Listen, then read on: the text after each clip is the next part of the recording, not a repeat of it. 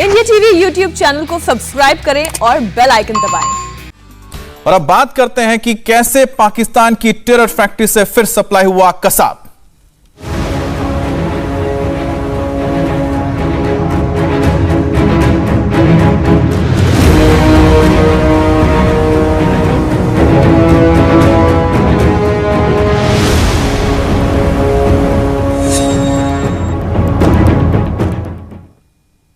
हिंदुस्तान के खिलाफ आईएसआई और पाकिस्तानी आर्मी की साजिश पर लगातार खुलासे हो रहे हैं। दिल्ली, यूपी और राजस्थान से पकड़े गए 6 आतंकियों के पाकिस्तान कनेक्शन का बड़ा खुलासा हुआ। गिरफ्तार आतंकियों के पास मिले हथियार और विस्फोटकों पर यह खुलासा हुआ है कि उनके पास जो हथियार मिले हैं वो पंजाब में ड्रोन से गिराए गए हथियारों से मिलते जुलते हथियार हैं। पिछले महीने ही पंजाब में सीमा पार से ड्रोन के जरिए गिराए गए हथियार बरामद हुए थे, जिसमें 100 कारतूस, टिफिन बम और ग्रेनेड पकड़ा गया था। अब दिल्ली पुलिस की स्पेशल सेल जांच कर रही है कि गिरफ्तार आरोपियों से बरामद हथियार पंजाब में बरामद जखीरे का हिस्सा तो नहीं। इस बीच गिरफ्तार किए गए 6 आतंकियों को 14 दिन की पुलिस रिमांड में भेजा गया है और थोड़ी देर पहले जीशान और आमिर जावेद को भी पटियाला हाउस कोर्ट में पेश किया गया। कोर्ट ने जीशान आमिर को भी 14 दिन की पुलिस रिमांड में भेज दिया है और इससे पहले ओसामा, अबू बकर, मूलचंद, जान मोहम्मद शेख को भी कोर्ट ने 14 दिन की पुलिस रिमांड में भेजा। फिलहाल स्पेशल सेल के दफ्तर में आतंकियों से पूछताछ की जा रही है और सूत्र बता रहे हैं कि दिल्ली पुलिस की स्पेशल सेल आईबी और रॉक के संपर्क में है और आतंकियों का जॉइंट इंट्रोगेशन भी हो सकता है।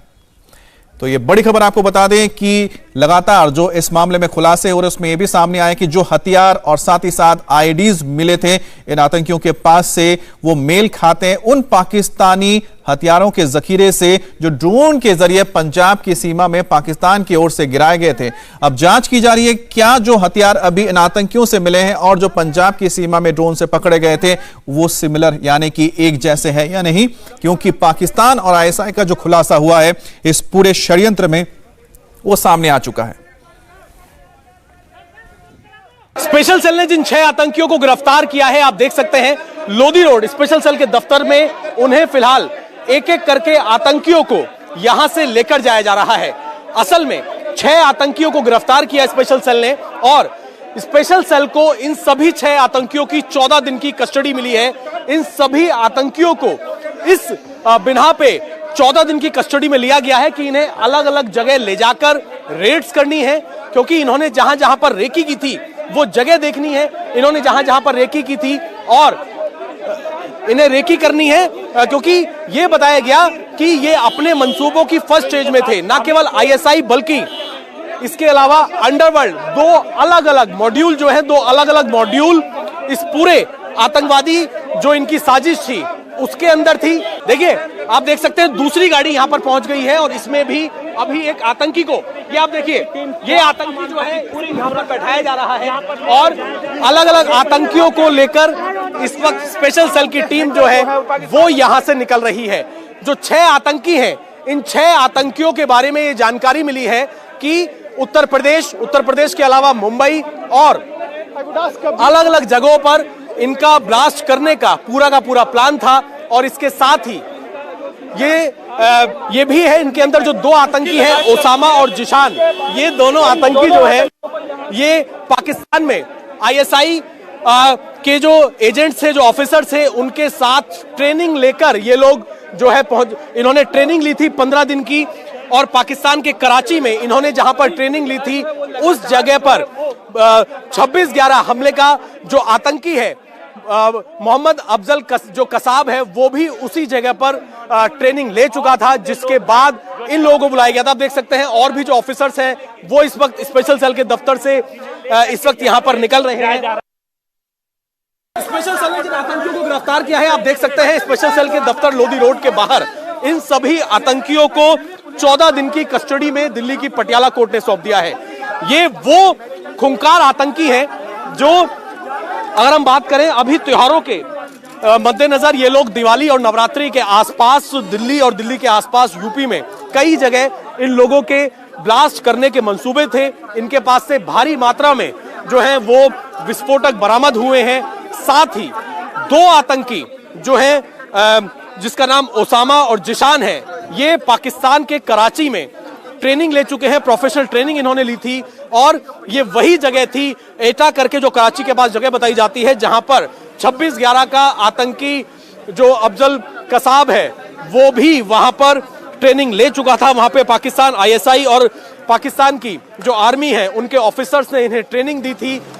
इसके अलावा ये भी बात निकलकर सामने आई है कि ना केवल पाकिस्तान की आईएसआई बल्कि पाकिस्तान के अलावा इस पूरे आतंक के मॉड्यूल में अंडरवर्ल्ड का जो डॉन है दाऊद इब्राहिम, जो खुद इस वक्त पाकिस्तान में छिपा हुआ है, दाऊद इब्राहिम का भाई जो है अनीश इब्राहिम, उसकी निशानदेही पर भी ये लोग पूरे का पूरा रैकेट चला रहे थे, जिसमें अगर हम साफ तौर पे बात करें तो एक आतंकी जो समीर है वो आईएसआई का एजेंट था, वो इनको लॉजिस्टिक प्रोवाइड करवाता था और ये बताता था कि कहां कहां से जो बारूद है वो पहुंच गया है। अभी हमारे स्पेशल सेल के सूत्र ये बता रहे हैं कि इन सबसे अगले 14 दिन इस दफ्तर में पूछताछ की जाएगी, लेकिन पूछताछ के साथ ही ये पता चला है कि ये अपने मंसूबों की फर्स्ट स्टेज में थे। इनको ये पता था, इन्होंने कई अलग अलग जगहों की रेकी की थी। अब कौन सी जगह फाइनलाइज की जानी थी जहां पर ये लोग ब्लास्ट करना चाहते थे, वो अगले 14 दिन इनसे पूछताछ की जाएगी, जिसके बाद इनके जो मंसूबे थे उस बारे में और भी खुलासा हो पाएगा। गिरफ्तार आतंकियों पर यूपी के ADG law and order Prashant Kumar का बड़ा बयान सामने आया। एडीजी लॉ एंड ऑर्डर ने बताया कि गिरफ्तार आतंकी बड़े विस्फोटकों को के जरिए एक बड़े कार्रवाई को अंजाम देने की फिराक में थे। उनकी प्लानिंग कई संवेदनशील जगहों पर ब्लास्ट करने की थी और साथ ही कहा कि यूपी में कई वीआईपी दौरे यानी वीवीआईपी जो दौरे होते हैं उस पर भी इनकी नजर थी, वो टारगेट पर थे। पाकिस्तान की ओर से जो आईएसआई है वो पूरा ये साजिश तैयार कर रहा था जो बेनकाब हो चुका है। यूपी एटीएस ने कैसे आतंकियों को हिरासत में लिया, पूरे डिटेल्स यूपी के ADG law and order Prashant Kumar से हमारे संवाददाता रुचि कुमार की इस बातचीत में सामने आ गई। सुनिए। उत्तर प्रदेश में आने वाले दिनों में जो त्यौहार हैं या जो पॉलिटिकल रैलीज हो रही हैं उसमें क्या किसी बड़े धमाके की साजिश रची जा रही थी? हमारे साथ यूपी के ADG law and order Prashant Kumar ji हैं। कितने लोगों को अभी तक आप लोगों ने पकड़ा? उत्तर प्रदेश एटीएस ने कल एक स्विफ्ट ऑपरेशन में एक साथ 4 शहरों में रेड करते हुए 6 लोगों को हिरासत में लिया है और उनके पास से कुछ वेपन तथा एक बहुत ही पावरफुल आईडी प्रयागराज से बरामद की गई है उनकी निशानदेही पे।